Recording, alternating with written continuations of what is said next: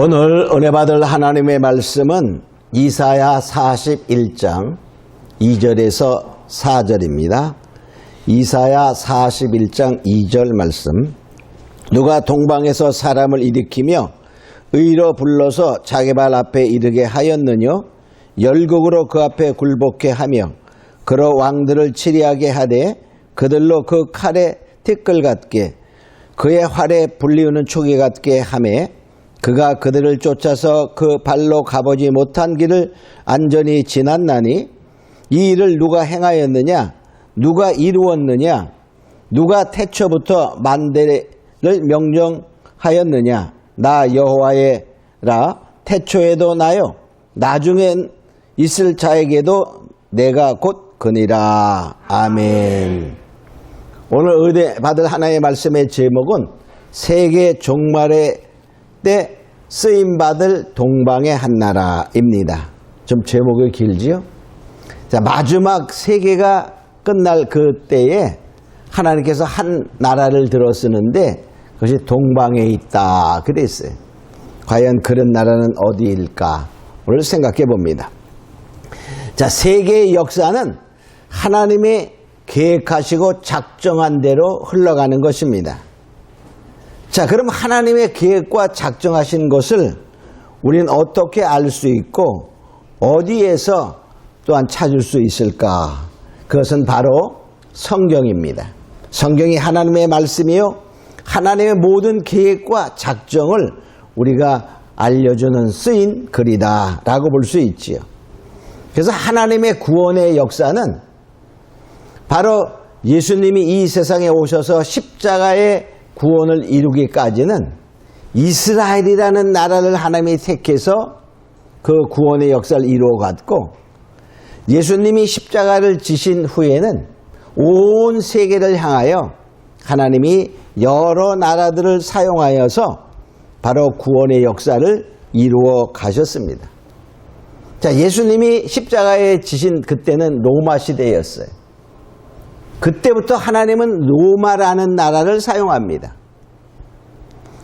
자, 이 십자가에 예수님을 죽이신 그 로마 시대에는 그때부터 엄청난 기독교에 대한 박해가 이루어지게 됩니다. 예수를 믿는 사람을 수없이 죽입니다. 엄청난 핍박의 역사가 약 300년이라는 세월 동안 일어나게 됩니다.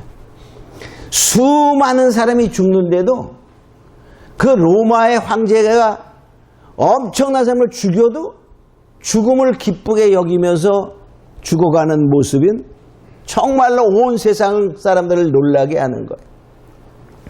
그러다가 약 320년대에 콘스탄티누스 황제 때에 이제 믿어도 좋다, 예수를 믿어도 좋다, 기독교를 믿어도 좋다 하는 공인을 하게 됩니다.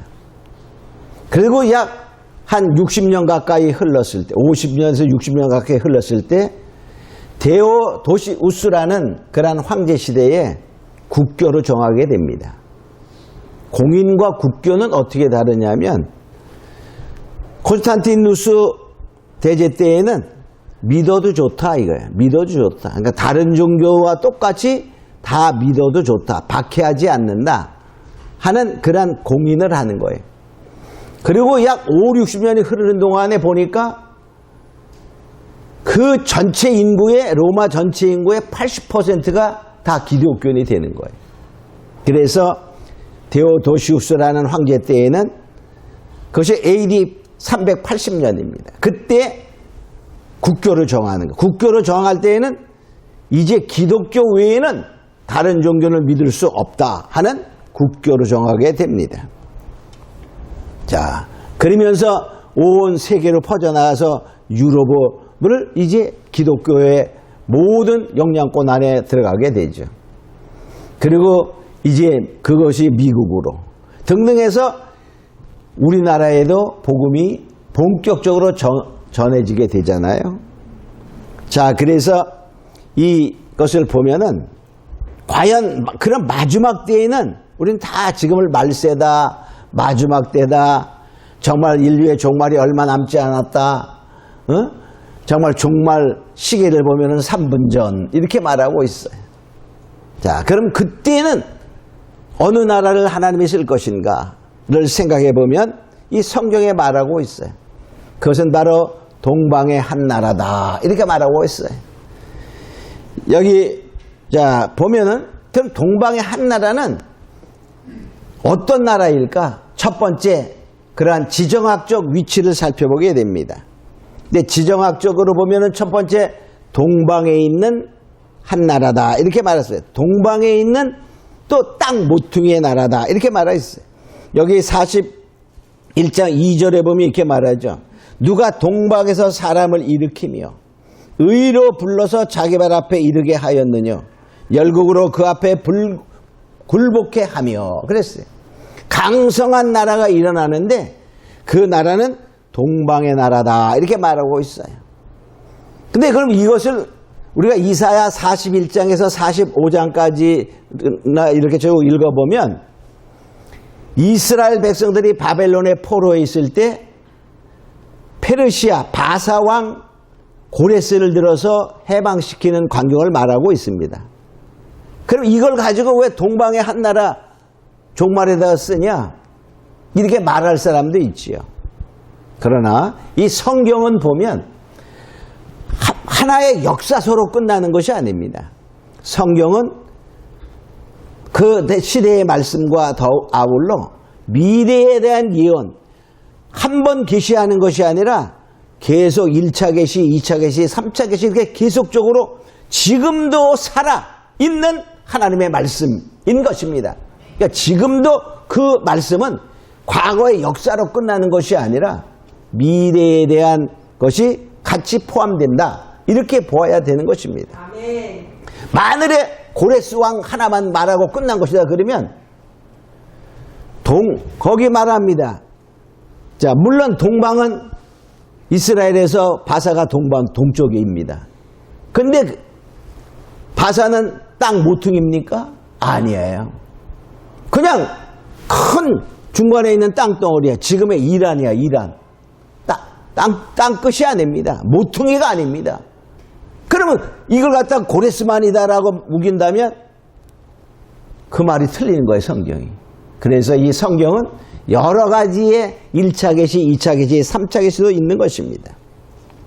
또 여기 이사야 41장 9절에 보면 내가 땅 끝에서부터 너를 붙들며 땅 모퉁이에서부터 너를 부르고 그랬어요.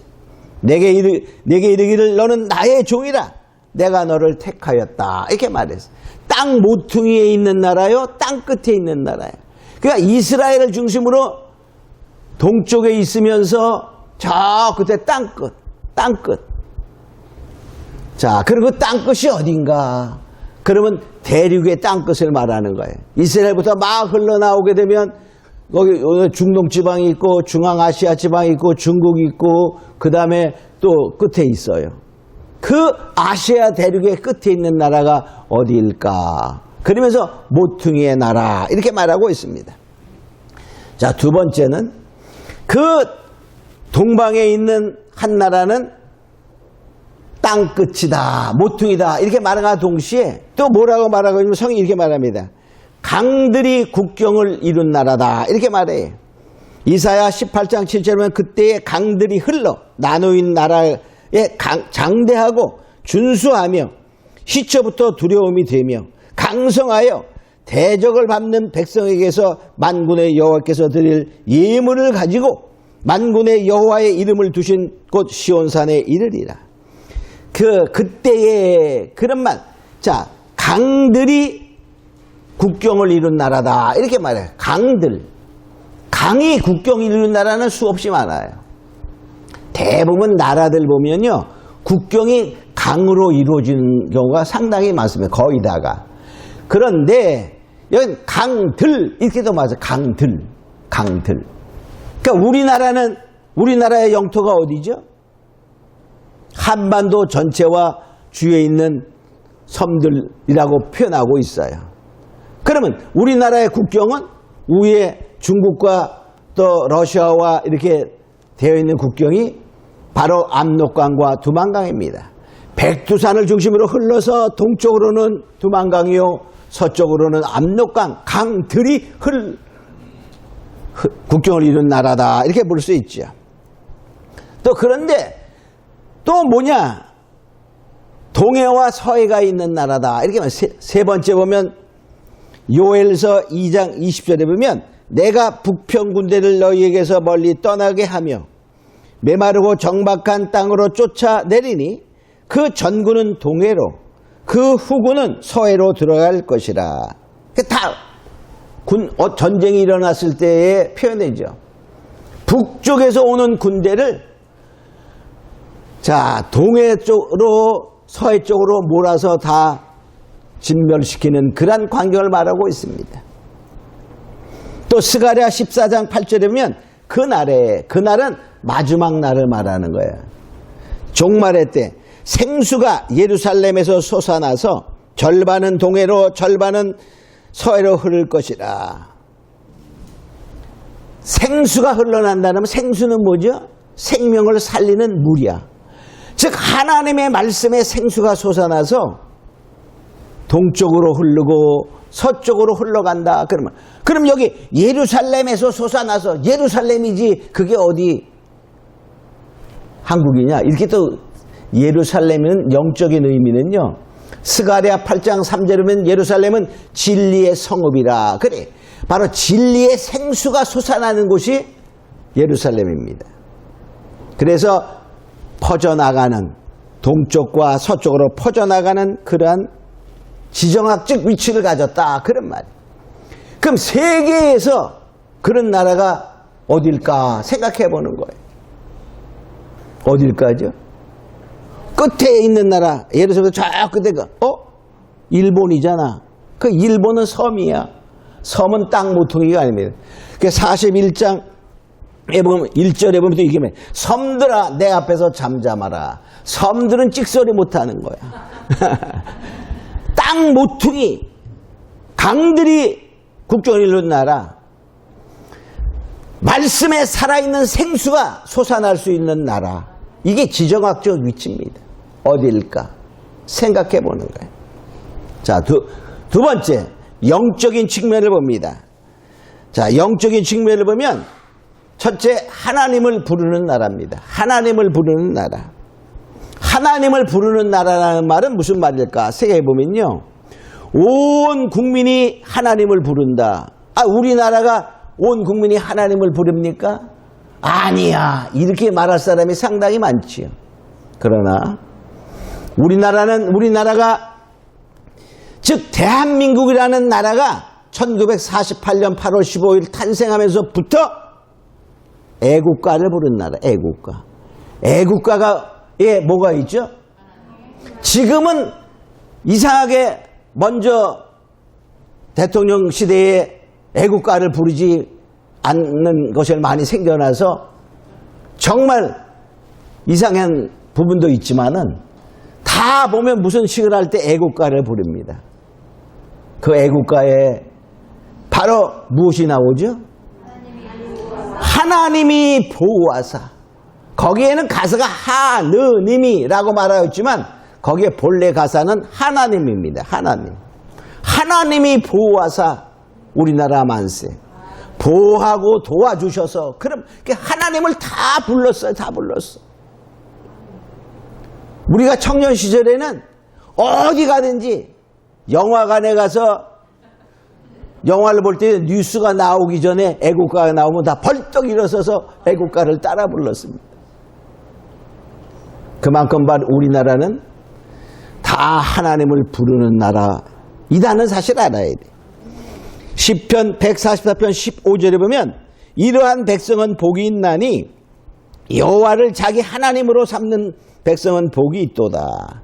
여호와를 우리가 즉 하나님을 부르는 백성이 복이 있다 이렇게 말하고 있습니다. 또 시편 34편 12절에 보면 여호와로 자기 하나님을 삼는 나라 곧 하나님의 기업으로 빼내신 바 된 백성은 복이 있도다. 하나님을 부르는 나라라는 것이죠. 자, 세 번째로 우리가 생각해 보면, 자, 두 번째로 영적인 측면의 두 번째는 독수리 같은 하나님의 사람이 있는 나라, 나타날 나라인 것입니다. 이사야 46장 11절에 보면 내가 동방에서 독수리를 부르며 그랬어요. 내가 동방에서 독수리를 부르며 먼 나라에서 나의 모략을 이룰 사람을 부를 것이라. 그 독수리를 동방에서 부르는데 그 독수리 뭐냐? 하나님의 모략, 하나님의 정말 숨겨진 계획을 이룰 사람이다. 이렇게 말하고 있어요.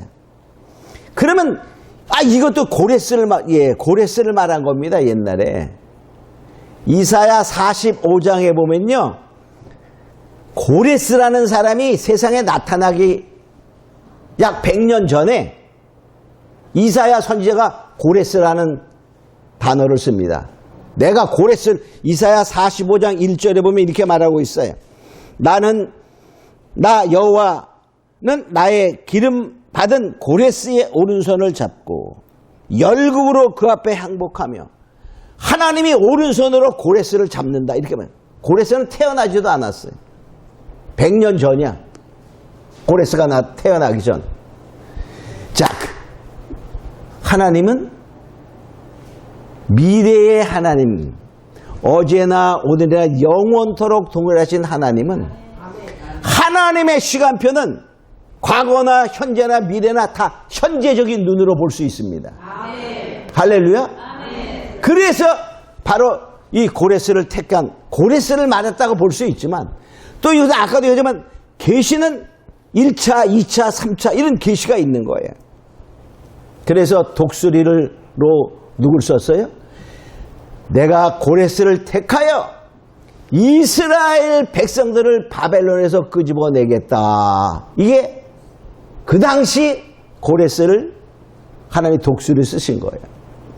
그러면 성경에 이스라엘 백성들과 독수리는 어떤 관계가 있나를 생각해 보면요, 출애굽기 19장 4절에 보면 하나님이 이스라엘 백성들을 애굽에서 끄집어낼 때, 그 고된 노예사에서 끄집어낼 때 이렇게 표현하고 있어요. 출애굽기 19장 4절, 나의 애굽 사람에게 어떻게 행하였음가? 내가 어떻게 독수리 날개로 너희를 업어 내게로 인도하였음을 너희가 보았느니라. 이스라엘 백성들을 애굽에서 이끌어낼 때 누구를 택했죠? 모세를 택해서 하나님이 기적과 능력과 하나님의 놀라우신 그러한 역사를 통하여 애굽에서 이끌어낸 사실을 내가 너희를 독수리 날개로 업어 날랐다. 이렇게 말합니다. 누가 인도했죠? 모세가. 하나님이 모세를 통하여 이스라엘 백성들을 이끌어낸 그 사건을 독수리로 업어 날랐다. 누가? 모세를 통하여 하였. 즉 모세가 하나님의 독수리로 사용되었다. 이런 의견이 되는 것입니다. 바벨론 포로에서 고레스를 독수리로 사용하였고, 출애굽의 역사에서 모세를 독수리로 사용하신 그 하나님은 마지막 때에도 독수리로 사용할 자가 동방에서 독수리를 부르며, 그것이 아까도 지정학적인 의미와 영적인 측면을 생각했던 그 부분인 것입니다. 마지막 때에도 영적인 애굽, 영적인 바벨론에서 이끌어낼 그러한 독수리를 하나님이 동방에서 부르신다 하는 것입니다. 계시록 18장 2절로 4절에 보면 무너졌도다 무너졌도다 큰 성 바벨론이여, 귀신의 처소와 각종 더러운 영에 모이는 곳과 각종 더럽고 가증한 새에 모이는 곳이 되었도다. 내 백성아, 내 백성아, 거기서 나와! 그의 죄에 참여하지 말고 그의 받을 재앙을 받지 말라. 내 백성아, 그 영적인 바벨론에서 나와! 하고 이끌어낼 독수리가 누구냐 하는 것입니다. 계시록 12장 14절에 보면 그 여자가 큰 독수리의 날개를 받아 광야 자기 곳으로 날아가 거기서 뱀의 낯을 피하여 한때 두때 반때를 양육받으리라. 하나님의 은혜 받은 자들이 독수리의 바로 날개를 받아 하나님의 보호하신 예비처로 이동해 가는데, 그때 하나님이 독수리를 쓴다는 거예요. 그게 바로 뭐냐? 마지막 때 모세와 같이 엘리야와 같이 사용할 두 증인이요 다시 예언자들이 되는데, 계시록 11장 3절 이렇게 말, 내가 나의 두 증인에게 권세를 주리니 저희가 1260일 동안 예언하리라. 이렇게 말. 그 1260일 예언하는 동안에 바벨론에서 나와, 영적인 바벨론에서 나와, 그의 받을 재앙을 받지 말라, 그 죄에 참여하지 말라, 이렇게 외치면서 이끌어내는 독수리가 있다는 것입니다.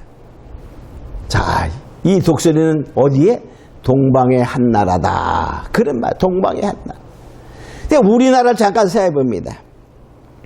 우리나라는 정말 짧은 기간 동안에 세계사에서 보면 기독교의 복음이 폭발적으로 우리가 일어난 나라임을 세계가 알 수 있습니다. 왜 하나님께서 이렇게 성령의 역사를 강하게 하셨을까? 우리가 생각해 볼 필요가 있습니다. 1866년에 로버트 토마스라는 영국 선교사 청년이 우리나라에 복음을 들고 왔습니다. 그래서 그가 이제 그 중국에 있다가 그 미국 상선 제네럴 서머노라는 배를 타고 대동강가에 내렸는데, 복음을 전해 보지도 못하고 그냥 거기서 순교하게 됩니다. 그때에 정말 그 조그만 책자, 중국에서 번역한 조그만 책, 그 성경 책자를 몇 권 전하게 되고 우리가 거기서 순교하게 되죠. 그때만 해도 우리나라는 완전히 세국 정책을 써서 완전히 외세를 받아들이지 않는 그러한 시대였지요. 그러다가 1885년 4월 5일에 미국 장로교회 선교사 언더우드와 감리교 선교사 알펜젤러가 인천 제물포항에 같이 내리게 됩니다. 그때부터 우리나라에 복음이 계속 전파되었는데, 정말 우리나라 그때 복음이 전파되는 그 시대가 나라 이름이 뭐죠? 조선이야, 조선. 그 시대에 우리나라의 이름은 조선이었습니다. 조선. 자, 이 성경에는요, 나라라 그 이름이 굉장히 중요해. 그렇죠? 그래서 아브라함도 물론 하나님이 갈대로에서 끄집어내면서 본격적인 축복의 약속을 실현하기 위해서 내 이름을 아브라함에서 아브라함으로 바꿔라, 이렇게 말했어. 야곱도 마찬가지야. 이제 내 이름을 야곱이라 하지 말고 이스라엘이라 하라, 이렇게 바꿉니다. 그 이스라엘에는 이름이 중요한 것처럼 우리나라가 복음이 전해질 때의 그 이름, 이 나라의 이름이 얼만큼 중요한가, 거기에 하나님의 섭리가 있었을까, 우리가 생각해 봅니다. 크게 두 번째, 조선이란 그 우리나라의 이름의 의미를 생각해 보도록 합니다. 자, 우리가 이제 그러기 위해서 이제 여기 영상에도 한번 띄울 텐데, 이 주보의 뒤에 있는 것을 잠깐 보도록 합니다. 자, 조선이라는 나라의 조자는 아침 조자를 씁니다. 아침조. 근데 이 아침 조자를 보면요, 자, 이거 넘기면서 해야죠. 자, 아침 조자의 앞에 보면 열십자가 있어, 그죠? 열십자 밑에 일자가 있어요. 일자가 있는데 열십자 밑에 일자는 바로 해일, 낮이다는 뜻이야. 낮일, 해일, 일자. 또 그 밑에 열십자가 있습니다. 또 그 곁에는 뭐가 있죠? 밤이라는 월자가 있습니다. 월자가. 밤이라는 월자. 그러니까 결과적으로 십자가에다가 낮이라는 단어가 있고 또 십자가에다가 밤이라는 월자가 있어. 그러니까 결과적으로 낮에도 십자가, 밤에도 십자가, 그런 뜻이야. 그러니까 결과적으로 낮에도 십자가, 밤에도 십자가, 하루 종일 십자가, 그러한 의미, 즉 항상 하나님이 함께 하시는 임마누엘, 그러한 나라라는 의미가 포함된다 볼 수 있어요. 자, 그 다음에 고는 고을선인데, 선자는 보면 앞에 고기여자가 있어요. 고기여. 자, 고기여자 옆에 양이 있죠. 동물 양자가 있습니다. 근데 이 고기여자는 바로 익투스라는 말입니다. 헬라어에. 근데 그것은 바로 예수, 그리스도스, 그 다음에 그리스도, 그 다음에 테오는 하나님의 그런 말이에요. 피오스는 아들, 그 다음에 소테르, 구세주. 그러니까 그거의 앞에 있는 문자를 택해서 만든 단어가 익투스야. 그러니까 익투스는 초대교회 때 다 암호를 썼어. 나는 예수 믿는 사람입니다 라는 암호로 사용하던 것이 바로 물고기 익투스입니다. 그러니까 결과적으로 이것은 예수 그리스도는 하나님의 아들이요 나의 구세주다 라는 고백의 글자다 이렇게 볼 수 있어요. 또 뭐냐? 양은 뭐냐? 양은 예수님은 하나님의 어린 양이잖아요. 그게 바로 예수님은 하나님의 아들이요 구세주요. 근데 거기서 뭐죠? 하나님의 어린 양. 하나님의 어린 양인 예수는 바로 하나님의 아들이요 우리의 구세주다는 신앙 고백의 글자인 것입니다. 자, 그러니까 결과적으로 이 조선이라는 우리나라의 과거에 복음이 전파될 때 이름은 엄청난 거기에 하나님의 계획이 있었다라고 볼 수 있는 것입니다. 자, 우리가 이러한 것을 보면은 하나님의 계획이 정말 우리가 알지 못해 그렇지 놀라운 사실이라는 것을 알 수 있습니다. 자, 그래서 세계적으로 이 지리적인 조건과 영적인 그러한 그 부분의 조건을 만족하는 나라가 과연 어디일까? 그런데 이 나라는 앞으로는 뭡니까? 고레스처럼 바사처럼 강해져야만 되는 것입니다. 강하지 않고는 할 수가 없어요. 자, 그럼 앞으로의 강한 나라는 어떤 나라냐? 가장 뭐냐? 첨단 그러한 기술이 발전하는 나라가 강한 나라가 되는 것입니다. 얼마 전에 즉 금년 1월달 9일부터 12일까지 라스베가스에서 국제 전자 제품 박람회가 열렸어요. 아주 전자제품 박람회.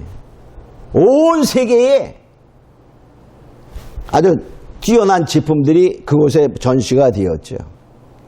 근데 거기에 아주 그냥 혁신. 그러니까 아주 기술의 혁신을 말하는 거야.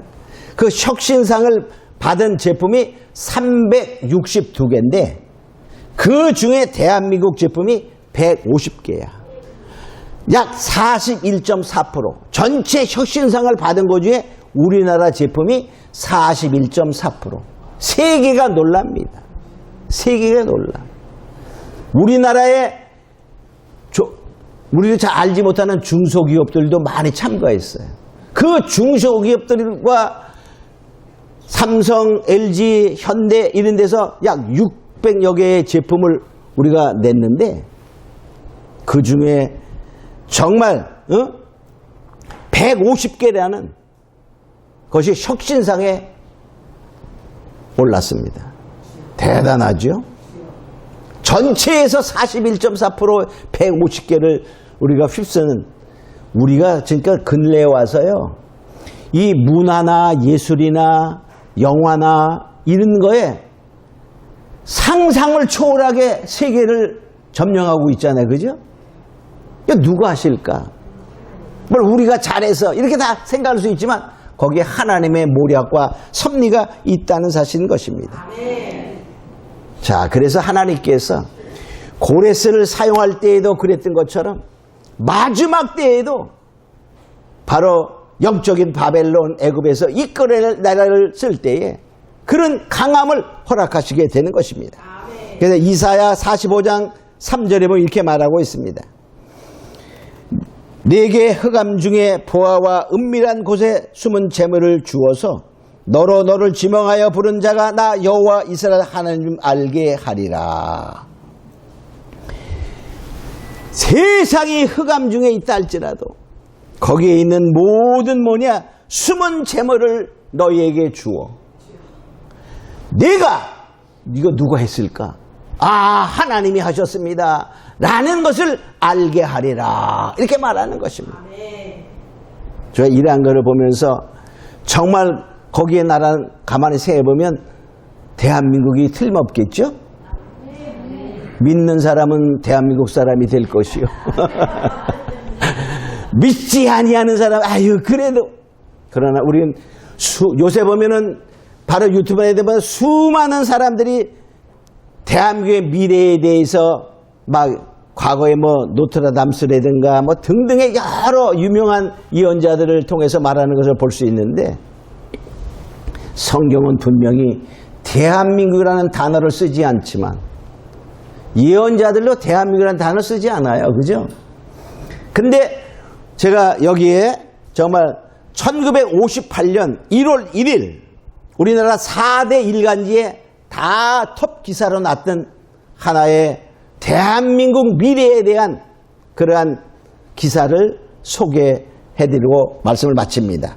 자, 1958년 1월 1일 4대 일간지라는 말은 지금은 신문들 잘 안 보죠. 그죠? 조선, 동아, 중앙, 한국일보 이거를 다 우리가 4대 일간지라 옛날에 그랬어요. 왜? 부수가 제일 많이 나가니까.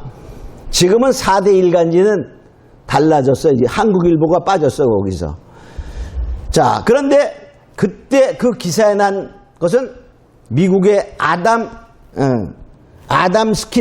조지 아담스키라는 사람이 그 예언적으로 말한 것인데 이렇게 보면 한국 땅에서 세계에서 처음으로 과학혁명이 일어나고 세계에서 처음으로 과학혁명이 일어나고 이때 우리나라는요 과학 근처도 못 가는 나라입니다. 가난이 아주 채곡채곡 쌓여가지고 가난을 벗길 수도 없는 그러한 세계 최빈국 중에 하나. 우리가 1등 하는 게 많았었어 옛날에. 최가난 제1등 이런 나라였을 그 시대입니다. 이때 밥 3끼에 다 먹는 가정들은 중산층이야. 밥 3끼 제대로 먹는 가정들이 그렇게 흔치 않았습니다. 그런 시대에 그런 말이에요. 아이들이 학교에서요, 학교 가서 이렇게 뭐 나왔어? 2 나왔어, 2. 그런 시절이야, 그런 시절. 너무너무 불쌍한 시절. 그 시절에 과학혁명이 일어나며 그랬어요. 그 후에 또 영원혁명이 일어난다. 민주적으로 통일된 한국은 진정한 독립을 달성하여 세계에서 놀라울 만한 비약을 한다. 아직까지 이것이 다 일어나지 않은 상태인 거예요. 21세기에 이르면, 그러니까 2000년대에 이르면 노벨 물리학상 받는 젊은 박사들이 30명을 헤아리고 화학상, 의학상을 받는 과학자들은 약 100명에 달한다. 이것도 아직 일어나지 않았어. 그죠? 자, 한국은 결국 통일되고 통일된 한국은 완전히 전화한다. 전화한다는 말은 전기화된다 그 말이에요. 전기로. 자, 이 당시 우리나라는 뭡니까? 초롱불 피는 데가 많았어. 시골 가면 다 초롱불이야. 초롱불. 1950년대 초가집과 온돌방은 찾아볼 수 없고 지금 이루어졌죠? 1950년대에는 다 초가집. 자, 이런 것 찾아볼 수가 없고 그 말이에요. 대도시에서의 주택난은 해결되고 10층 단위의 고층 건물의 주택으로서 사용된다. 지금은 뭐 10층 아니라 뭐야 30층 40층 막 이런데 다 아파트가 정말 고층 빌딩 아파트죠. 도로는 고도로 발달하여 서울과 인천은 한 도시로서 발달하고 서울과 도시가 한 도시가 되는 지금 그렇죠? 이루어졌어. 서울과 부산을 직결하는 고속도로 상에는 엄청나게 빨리 달리는 제트 전기 자동차가 왕래하고 자 부산과 우리가 지금 우리나라 고속도로망이 세계적으로 거의 1등 가도록 발달된 그러한 아주 잘 발달한 그런 나라죠. 바로 그 위에는 전기 열차가 고가선로를 달리고, 고가선로 뭐 GTX는 다, 응? 자, 전기 헬리콥터는 나비떼처럼 관광객을 치러는, 아직 전기 헬리콥터가 관광객 나르는 시대 아직 남았어, 그죠? 식량난은 해결되고 쌀은 어렵게 구하지 않고, 이때는 식량이 정말, 사람들이 너무 가난한 사람들은 산에 가서 나무 껍질 벗겨서 소 껍질 먹었습니다. 그때 세상에 우리나라가 얼마나 가난했냐. 아주 그거에 정말 이 천한 표현 중에 하나는 뭐가 찢어지도록 가난했다 그래. 그 왜 그러냐면요, 실제로 그랬어. 나무 껍질을 먹으면 나무 껍질이 섬유질이 너무 많아 소화가 안 됩니다. 그거를 하면 내려가서 창자에 가서 걸리는 거야. 그러니까 어떨까요? 변이 안 나와. 그래서 뭐가 찢어지도록, 그 말이야. XX가 찢어지도록 가난했다. 그래. 그게 바로 나무 껍질 먹는 그러한 가난이었음을 표현하고 있는 거야. 우리나라 사람들은 참 너무 이렇게, 본래부터 우리 조상이 개그맨 출신들이 많습니다. 자, 그 다음에 또 중요한 것은, 남해안 지방은 완전히 해양 생물지구로 건설되어 체계적인 작업을 통해 해양 식량을 확보하며 전국에 공급된다. 자, 남해안에 가면 지금 양식업이 굉장히 발달되어 있죠. 옛날에 양식업 하나도 없을 때야. 그럴 때 이 말씀이 그대로 이루어지고 있습니다.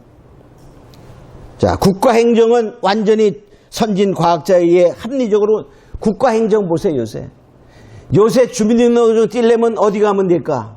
그냥 컴퓨터 앞에 앉으면 주민등록증 쭉 나와. 내가 뽑을 수 있어. 다 할 수 있어요. 이제 동해 안 가도 돼. 그 옛날에는 어땠어요? 다 이거 써서 했어. 그다가 전산화돼서 우리가 편안했지만, 이제 그 전산화가 뭡니까? 내 집안에서 스스로 다 할 수 있는 그러한 시스템으로 바뀌었다는 사실. 너무나 편리한 세상이 되었죠. 더 중요한 거, 종교혁명이 일어나는데, 그 말이에요. 종교혁명. 기존 종교, 모든 종교의 모순과 폐습과 신비가 완전히 해결된다. 이 종교혁명이 우리나라에서 일어나면 이것이 다 해결된다는 거야. 아, 하나님이 살아계심을 만민이 아는 그러한 세상이 된다는 것입니다. 세계 각국은 이 한국의 종교혁명을 주시하게 되며, 오늘날 선진국에서 과학 유학생들이 모이는 것처럼 한국에는 종교 유학생들이 모여든다. 종교 유학생들이 모여든다. 이렇게 말해. 아직 이제 앞으로 일어날 사건입니다. 한국은 과학혁명과 종교혁명을 통하여 완전한 세계의 모범적인 민족으로 성장하며, 한국의 탁월한 언어 체계인 한글이 세계 공통어가로 채택된다. 아직까지는 안 됐지만 지금 한국어 배우려고 하는 사람이 세계 각국에 굉장히 많아요. 그죠? 세계의 영혼을 지배하고 세계 철학의 옳은 방향을 심어주는 한국이 세계의 중심국이 된다. 이게 바로 1958년 1월 1일 4대 일간지에 기사화된 내용인 것을 우리가 알고, 우리는 대한민국이 이제 엄청난 사건 속에서 이루어지는 것을 보면서, 이제 우리는 바로 종교혁명, 영혼의 혁명을 이룰 자, 마지막에 하나님이 부르시는 동방의 정말 한 나라 그 독수리가 되는 것은, 우리가 얼마만큼 우리가 하나님의 마음에 합한 자가 되느냐. 과거에 모세를 들어 쓰신 하나님, 고레스를 통하여 바벨론에서 이스라엘 민족들을 해방하신 하나님, 마지막 때의 영혼의 즉 혁명을 통하여 영적인 바벨론에서 이끌어낼 그 나라는 대한민국이라는 사실을 성령이 말하고 있다는 사실을 우리가 알고, 우리는 더욱더 정말로 민족의 자긍심과 정말로 하나님의 감사함을 갖고 마지막 때 거기에 쓰임받는 모두가 되기를 주님으로 축원합니다. 우리 정말 그러기 위해서 하나님 나도 사용해 주시옵소서 라고 잠깐 기도합니다. 고마워 하신 아버지 하나님 감사합니다. 정말 마지막 때에 정말로 하나님이 독수리로 쓰실 동방의 한나라는 분명히 성경을 통해 보면 대한민국이라는 것을 우리는 알았습니다. 바로 우리는 거기를 정말 지리적인 부분 또한 영적인 부분을 통하여 더욱더 믿음의 사람이 되어 하나님께 쓰임받는 자가 되기를 원하며 사모하는 가운데 기도하여 하나님의 능력에 오른손에 붙들림을 받는 모두가 되게 하여 주시옵소서. 감사하고 믿사오며 예수님의 이름으로 기도합니다. 아멘.